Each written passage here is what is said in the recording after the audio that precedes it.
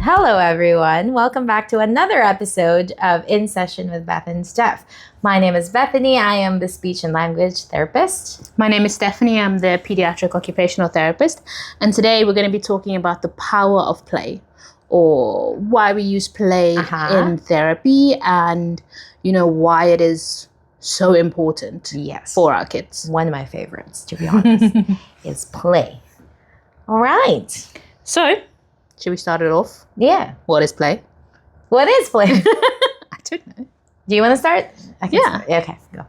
So, for me, if we think about it logically, play is what kids do while they're kids, right? It's their occupation. So we've spoken about occupation quite a bit. Occupation isn't type of work. Occupation is activities and expectations of your daily life. And for adults, our occupation, as me as a parent, my occupation is, I'm a parent. I have to look after my child. I have to go to work. My next occupation is making food, etc., etc. Part of a child's daily life, their main occupation is play. They learn and grow and do so much during play. So play looks really different for each developmental stage, and we'll get more into that. But point of the story, that is, play is their occupation. It's what they are supposed to be doing. Yes. Right. And for a speech and communication aspect, play is what comes before words. So, we come across children who are like at the level where they should be talking, but they're not. Yeah. My first question to the parent is, how do they play? Because play is a prerequisite. What do you mean, how do they play? What do you mean, how do they play? They play like this. So let's talk about, very briefly, different kinds of play. So we have exploratory play, functional play, and pretend play. Yeah. So when I say exploratory play, this is the kind of play that babies do, where they shake, bang, put food in their mouth or things in their mouth or anything. Then you go to functional play, where this is usually toddlers using objects as they should. So I have a hammer, I have a little ball, and they just kind of like bang that. So it's the function of which the toy is for, or like putting blocks together. And then you have pretend play for older little preschooler kids, where they now start to pretend to cook, pretend to be doctors, pretend to call on the phone and things like that. And that's what we mean when we say, how do they play? Does it match their age, or is it something functional for them to be able to communicate eventually? Because, like I said, play comes before words. These are building blocks of communication. And that's mostly for little kids. That's how they communicate, is when they play. Yeah. Right? Okay, so I think a lot of the time, so those three are so important to understand. And parents will often say, like, you're just playing with them, you're just, building blocks and whatever. But all of the types of play that we do are, very specific for their age and specific for their I shouldn't say age, I should actually say developmental stage. So where are they developmentally? So if we think about in the beginning, when they're babies, they do a lot of solitary play. So playing on their own, exploring things that way, like you said about the exploring things, putting things in their mouths, like shaking things like that. Next, they come to, as they get older, they go to a sort of parallel stage. So parallel play stage, where they're playing near their playmates. And, all of these stages are all what's cognitively, emotionally, and physically appropriate for that developmental stage or age. And then we move on to associative play. So associative play is like almost like with Bethany having furniture. I'm gonna stop there. Oh my gosh, my brain, that distracted me so much. I like that it's all so natural. It just fell. I know, but it like caught my attention because it also made a noise anyway. Associative play. Associative play. There we go. Is that what you're talking about? The next play stage would be associative play. So that has got to do with, it's not really like playing with others. It's kind of like sharing materials, having sort of the same play ideas. We're doing this with blocks. We're all kind of doing the same sort of thing. So it's not parallel where we're both doing two different things separately. It could be like this child is playing with a baby, this child's playing with blocks, but they're playing next to each other. That's parallel. So if we're talking about associative, it's kind of like the same thing. Like a box of blocks in the middle. Exactly. But then you get cooperative play, where there's like, when that's older or higher developmental stage, where it's like, we're going to play with this together. This is where they develop like social skills. They have to cooperate to rules in a game that they decide together. There's a lot of give and take. And, that's a lot also where speech comes in. But for me as well, it's like looking at their cognitive level. They need for that developmental stage, they also need a certain amount of gross motor skills to be able to participate. So there's a lot in each developmental stage of play that you need different types of skills. Right? So that's why we use play, because I'm not going to do a writing task with a toddler. Of course, we don't expect them to be able Exactly. If that's not what their expectation is. Whatever their play, and which is what I love about play, is whatever their play stage is, whatever their, let's say, milestones or skills that they're missing, we grow them or reach those milestones through play, because it's what they're meant to do. So we adjust it, to be able to reach their goals. Yeah. So that's why play is so important, because they're so invested in it. And as therapists, it's our job to adjust ourselves, not adjust the child in order to reach our goals. And I think it also matters that, when we're trying to build attention and focus. And as a child, naturally, play does that for them. They have more alertness. They are more focused. This is their, like you said, occupation, in the sense that this is what they're expected to do at that age, is to play. So learning imagine you're an adult and you're learning a new skill. You kind of have to learn. By now we have to understand, I kind of have to learn it in a way where my brain can accept this. Yeah. Whereas for children, that's usually through play. And that's kind of like the beauty of it. And so parents come at us and say, you just played with him.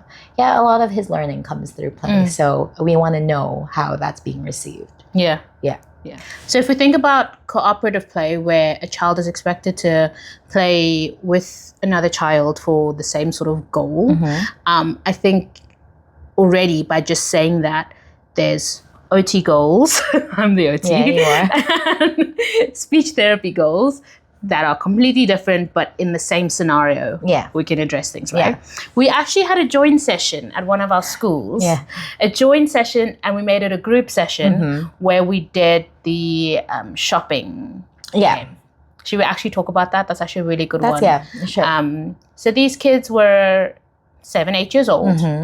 They were developmentally, not age-wise, developmentally kind of on the same level, one lower than the other, which helps, right?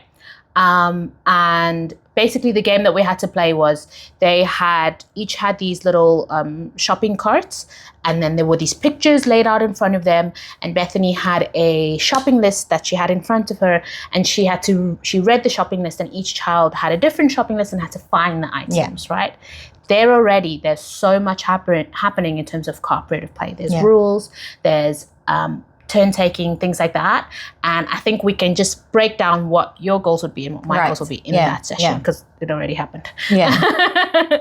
So Beth, do you want to start? So at that level, when they're 7 and 8 years old, and with the developmental level that they're in, and we're not just talking about, like you said, just the age, but more so I want to meet them, what are their needs for this. So for that specific activity, first of all, is attention and engagement, of course, that we're in a social scenario now. So it's not just about you and me. There's other people in here that we have to kind of not just acknowledge. We're trying to build on questions as well, of like that person asking, oh, how are you? So that's always kind of the goal in group or joint sessions, is for one child to be able to communicate, not just with me, the person that they're used to communicating with, but also, oh, this is a friend. What are the questions or things I can say to a friend? And then as we go into the activity, it's more of like the auditory recall. So I did present visuals. There are things in front of them to find, but the list was just for me, so that they can recall and match that. Look, hold on, my hearing, my listening is being triggered here. And before that, we would prepare them of like, okay, turn on your listening ears. I'm going to say what you have to listen to now. So that's part of receptive language. And then recalling it in sequence. So I didn't just say, right, like the one item. I would say 3 items at the time. I could say more items, I could say less, but that's the goal that we're working on, is they have to remember 3 items at a time. And so that's also part of integrative thinking and recalling that information that you heard. Because both of these kids, have trouble just kind of like retaining information that they listen to, which is a very important skill in the general being human, but also in school. Yeah. So that's one of those things. And then we build on those sentences. Like once they find it, oh, look, I found it.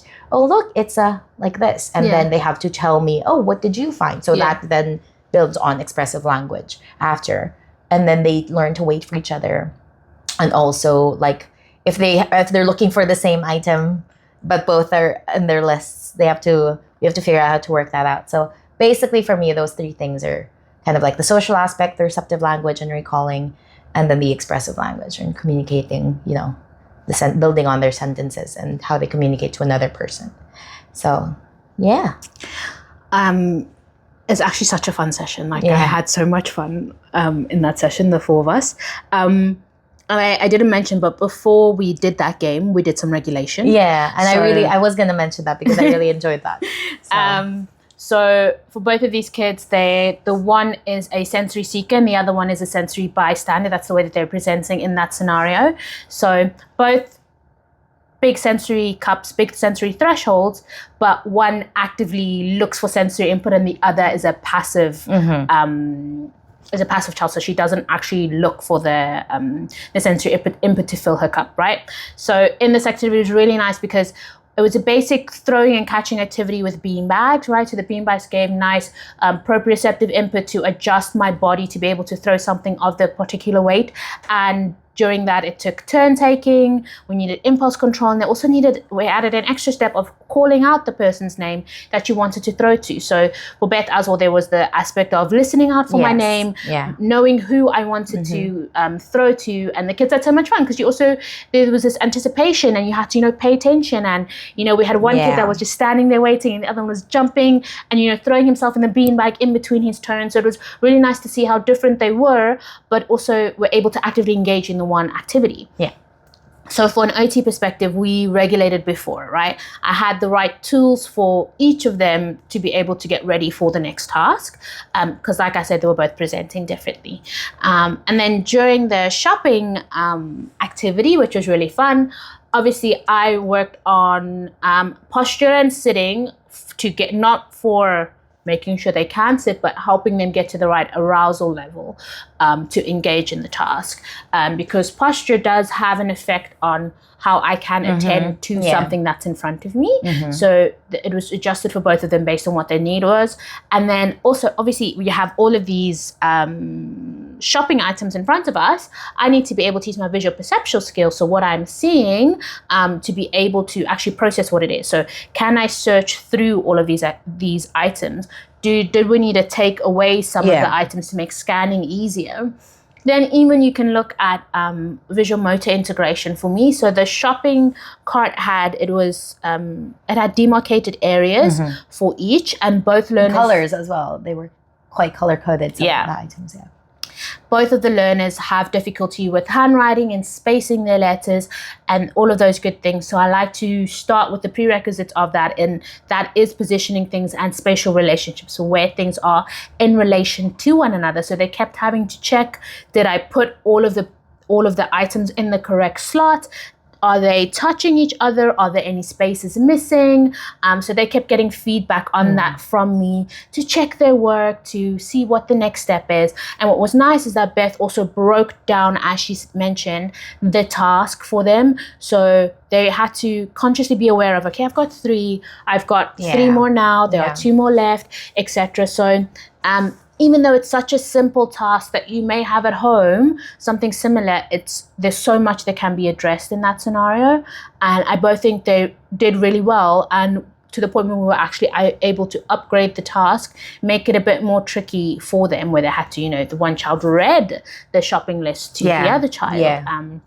He had to enunciate it the right way so that she could understand. And there were times where Beth had to intervene to, make sure that he could do it. And then there was a point where they were helping each other enunciate the words correctly. So that was really fun for them to see, to actually help each other and take turns. And, and the other executive functioning skills of impulse control and self-regulation were also really present in that session. Yeah, it was a really good session. I just want to add on to that was more of a play activity for a little bit older, like school age kids. But the importance of play, especially for younger kids that, let's say, they're not talking, they're not speaking, or, but they're ready to engage.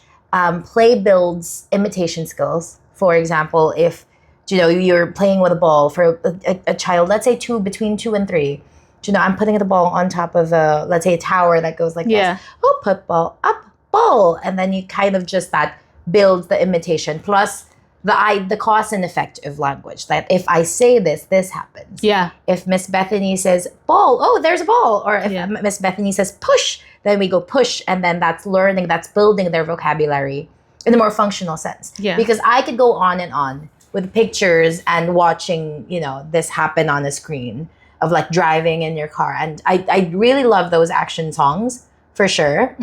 But there's a different level of play when there's a tactile input in it, and like just seeing the movement of as it happens, where the vocabulary the child then learns that, oh, this is what that means. When I say blow bubbles, that's just watching bubbles come out of nowhere. I can see her blowing, and then I can take that turn blowing. So that builds vocabulary as well. Social interaction we've talked about already. And just like early sentence structure. So I can start with just the one word, maybe the function word, which is go, or like push or blow. And then we go blow bubbles, and then we say blow more bubbles. Drive, like Peppa. I like to play with the Peppa Pig toys. Peppa driving car, Peppa riding car. So it just builds that no matter what the age level is, developmentally, it builds that language and communication when we start playing with the child. Plus, and I say this a lot with the parents, this child, they're not going to want to learn from me if they don't trust me. If they don't think it's a safe space. And play creates that. Yeah? So. Yeah. I think a lot of the time as well, and I like to, with obviously parents' permission, take videos and send it to them to see, especially for OT, they don't really understand it fully. They think, my child is struggling to write. I'm just going to write with them the whole day, where you can ask Beth after a session, I'm sweating because I'm all over the room on a peanut ball with the child, especially dependent on their play level or play stage. I need to be in that play with them, Right. And it's so important what you said about building a relationship and building a rapport, because that's when you get the most out of the child, because they want to play with you. They're excited to see you. And sometimes I'll be in schools and I will fetch a child in a classroom and all the kids know my name in the classroom. And then I'll be walking to my car after I've seen all my kids, and then some parents and kids will be going home, and then a random kid will be like, hey, Miss Stephanie. And the parent will be like, who is this woman? Or like, when are you taking me next? Yeah, and the child that's not on our caseload. We're like, and I have to go to the mother and be like, sorry, I'm the OT. Yeah. The kids all know my name. They know I love to play. I'm the lady with the toys. So point of the story is that relationship that, it happens to me and Beth all the time, where we have to explain ourselves to parents, And children, because they don't understand why I don't take him, but I take the other one. Yeah, happens all the time. All the time. It's like, when's my turn? Oh, I'm so sorry. So now let's talk about how parents can support the play at home. Because most parents, they come to us for an assessment and they're like, what can we do at home to boost this? And when I say, play with them, they were like, oh, I don't think that's going to help. So I have this particular assessment tool. It's called the Rossetti, where we just kind of like spend 10, 15 minutes watching the parent play with the child. And okay, so that's, we can facilitate a better way of playing that facilitates more learning. So one of the things is, some of the things that you can do at home is first, follow your child's lead. You see, this is the thing. We don't need fancy toys. We don't need, expensive interactive toys. It helps, but not if it's not available to you. That's not always the thing. You follow your child's lead. If they want to play with a particular ball, item, whatever in your house, go and do that and see what, they want to do with it and kind of just like follow. Of course, like with safeguarding in the back of your head. We don't want them to play with electronics or anything, or knives or anything like that. But things like that. Join their pace as well. So get face to face, sit down, kneel with your child, get them at their level, get to their face so that they understand you're in it with them. Yeah. That builds a lot of the social aspect of play as well as the interactions. Model, don't quiz. I see a lot of the parents do, what's this? What's this? Yeah. What's that? Yeah. If you do kind of like, sometimes we can't help it, provide them the answer as well. What's this? It's a ball. The ball goes down. So, or the ball bounces like that. Yeah. So model it rather than quiz them. Because if we're trying to build communication, you're trying to build vocabulary, most often than not, they don't have the word for that. Yeah. So you want to teach them instead of testing them. And then pause and wait, give them opportunities to just kind of like, if they're building something, for example, and they're building it in a way that you don't feel like, oh, that's not how it should be. Like just give them time because they surprise you sometimes. I once had a child, he kept putting, so we were playing with animals, he kept putting the box down the other way around. And I'm like, why? Oh, let's put it up like that because that's how it should be. Put it down.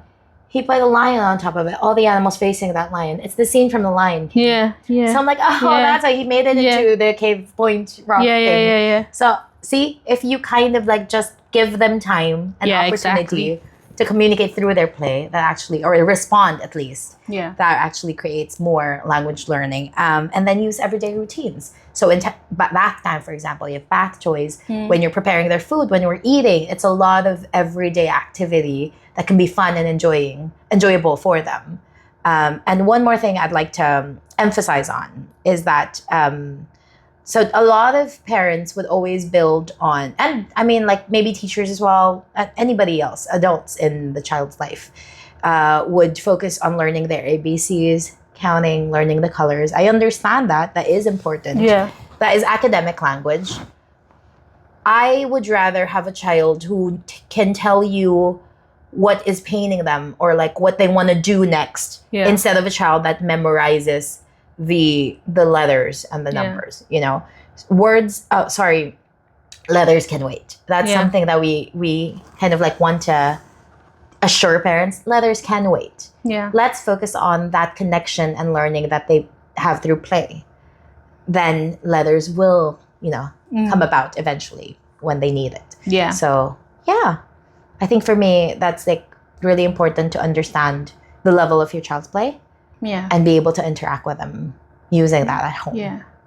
I think I really like all of your points, and especially on like getting to your child's level and actually just being in the ground with them, like in their play, like whatever it may be, from like just playing on cars with the car mat. Don't, sit on your chair and just say, oh, I'm watching you play. Like, be involved in their play, unless that's obviously what they want, that they don't want you playing with them right now.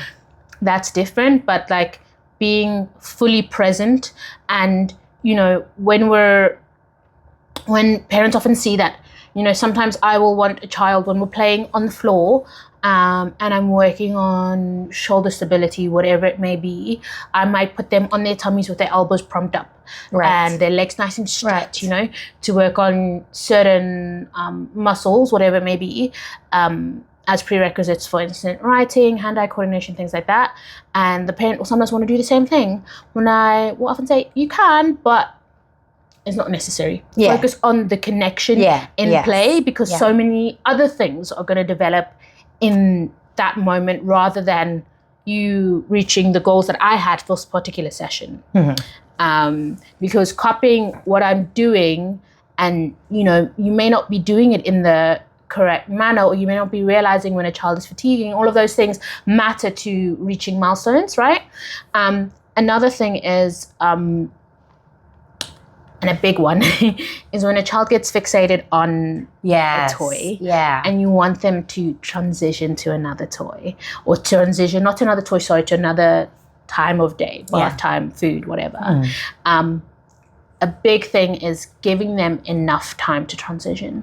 If you need to exit the house in 2 minutes and they're still playing, you haven't given them enough time to transition, because kids, especially for a certain age, right? Number one, disrupts and interrupts. And at a particular age, they don't understand the concept of time. They understand time, you've told me 5 minutes, that's a clock, it may read time, but they can't experience time. And it needs to be something that's also practiced. It's an executive functioning skill called time management. And, we need to support them with the lack of time management skills that they have right now. Not have an expectation of you should know what 2 minutes is. I've given you 2 minutes, because then you're kind of breaking that connection you've had with them in play. And I think that's super important. Besides learning through play, there's so much that happens in that entire experience rather than just the actual playing. But I think Beth has touched a lot on what overlaps, right, between, how can you support play at home? And the biggest thing is honestly just getting into play with them, so that, also in then there's so much that you can communicate to us when we see you again, because you might notice something, you might hear another word that comes out, you might notice something with their hands, you might notice how long they can be in a certain position, etc., etc. And that is, from an OT perspective, why we love play, because play helps us understand where your child is at and which milestones they have reached and which ones we are still coming towards. So remember, play isn't a break from learning. It is part of a child's learning. And we hope that in this episode, we've shed a light on the fact that play has a purpose in a child's life. It is a powerful tool for reaching their goals. It is essential for their development, and it's such an important way to connect with our kids, rather than just letting them play on their own. All right. So until next time, keep learning, talking, connecting through play. Don't forget to like and subscribe. We are on YouTube, Spotify, and Instagram. And if you have any questions or any clarifications with this episode or any of our previous episodes, comment, send us a message, reach out to us, and we'd love to get in touch with you as well. So once again, my name is Beth. And I'm Steph. Thank you for listening to In Session. See you next time. Bye.